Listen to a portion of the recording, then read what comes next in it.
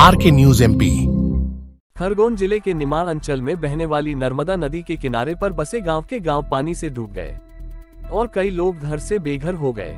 कसरावद विधायक सचिन यादव ने ग्राम नावडा तोड़ी सहायता का दौरा किया तो वहां के लोगों ने अपना दुख विधायक सचिन यादव को बताया।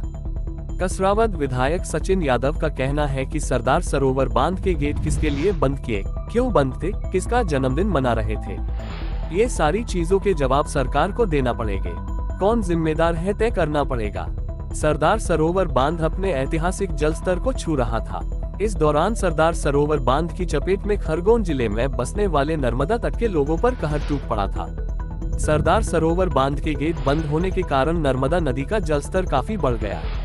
पानी छोड़ने के बाद भी शासन प्रशासन की ओर से नर्मदा तट पर रह रहे लोगों को कोई सूचना नहीं दी गई, जिससे नर्मदा का जलस्तर काफी बढ़ने से वहां पर रहवासियों को तबाह और बर्बाद कर दिया। कई लोगों के आशियाने उजड़ गए, खाने पीने का सामान, पशु जानवरों का चारा सब बर्बाद हो गया। पूरे घर का हर एक सामान बाढ़ में बह गया है। वहां पर लोगों ने अपना दुख बताया। वहां पर लोग खुले आसमान पर रहने को मजबूर हैं। सारे लोगों का सामान नर्मदा में आई बाढ़ के कारण बह गया। ना खाने का कुछ ठिकाना, ना पीने का पानी मिल रहा है। कई जानवरों की मौत होने से पूरे गांव में बदबू फैल रही है, जिससे गंभीर बीमारी फैलने का अंदेशा लग रहा है। अब देखना यह है कि कब तक इन लोगों को खुले आसमान के नीचे अपना जीवन जीना पड़ेगा।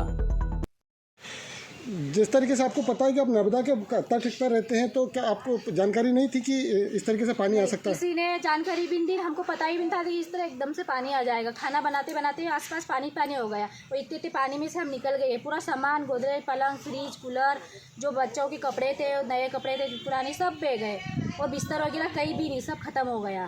खाना का तक सामान ही बचा, कहीं भी नहीं बचा। शासन ने भी कोई मदद की आपकी? किसी मदद करी, पर 2 बजे 3 बजे रात को खाने को देते हैं। बच्चे तो सो जाते हैं, भूखे मरते हैं। रात में आते हैं कि लो खाना ले लो, 2 बजे 3 बजे रात को आते हैं। अच्छा, शहर से कोई दूसरे लोगों ने मदद करी आपकी? नहीं, किसी ने नहीं मदद करी। कोई सब हास की जाते हैं, बस कोई मदद नहीं करता, देख देख के चले जाते हैं। ऐसा नहीं कि बच्चे परेशान है, भूखे है, सुबह की भूखे है खाने वाने के लिए। अब 2 बजे रात को खाना देंगे तो क्या होगा हमारा? ये बाढ़ पीड़ितों के लिए आप जैसे कि गांव-गांव नर्मदा तट पर घूम रहे हो, क्या स्थिति है? देखिए, सबसे पहले तो मैं बता देना चाहता हूं कि ये प्राकृतिक आपदा नहीं है, ये सरकार की निर्मित आपदा है। जिस प्रकार से जो कुशासन पिछले 18 सालों से मध्य प्रदेश में चल रहा है, और उसी का परिणाम है कि आज इतने बड़ी तादाद में हमारे पूरे क्षेत्र में हमारे लोग प्रभावित हुए हैं, हमारे गांव प्रभावित हुए हैं।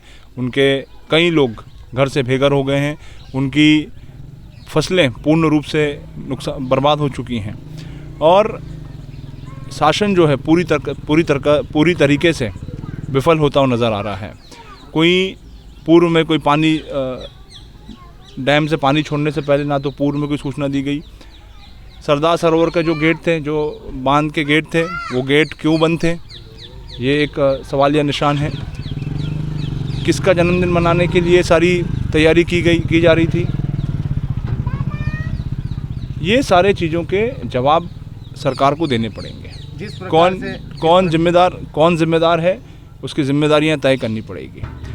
इतनी बड़ी आपदा आई है, उस आपदा के बावजूद जो शासन और प्रशासन का जो रवैया है वो समझ के परे है, और लगातार हम लोग, गांव के लोग, सारे लोग मिलकर के इस दुख की घड़ी में, संकट की घड़ी में लोगों को संबल प्रदान करने का हम लोग काम कर रहे हैं। और जो व्यवस्थाएं लोगों को मिलना चाहिए, जो साधन मिलना चाहिए लोगों को, वो साधन उन लोगों तक नहीं पहुंच पा रहा है। हम लोग लगातार प्रशासन के लोगों के साथ संपर्क में हैं, लेकिन जो व्यवस्थाएं होनी चाहिए वो व्यवस्थाएं में भारी कमी हमको देखने को मिल रही है। जिस प्रकार से क्षेत्र में मवेशियों की लाशें भी पड़ी हुई है नर्मदा तटों पर, उन्हें ग्रामीण ही उठा करके फेंक रहे हैं और प्रशासन का कोई कर्मचारी नहीं नजर आ रहा है। देखिए, मैंने वही कहा कि जो पशुधन का नुकसान हुआ है, फसलों का नुकसान हुआ है, लोग घर से बेघर हो गए हैं, लोगों को समय पे भोजन नहीं मिल पा रहा है, ये सारी दिक्कतें, सारी परेशानियां हो रही हैं।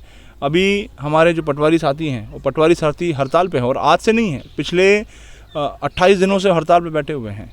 और उन 28 दिनों में सरकार की इतनी तानाशाही है कि प्रशासन का एक नुमाइंदा उनके पास चर्चा करने के लिए नहीं गया, उनकी बात सुनने के लिए तक नहीं गया है। और आज जो सर्वे अगर हो रहे हैं तो उस सर्वे में राजस्व के अधिकारी नहीं है, तो ये सारी समस्याएं सामने हैं। और आज दिनांक तक खेतों की सर्वे के लिए कोई बात नहीं हो रही, कोई दल गठित नहीं हुआ है।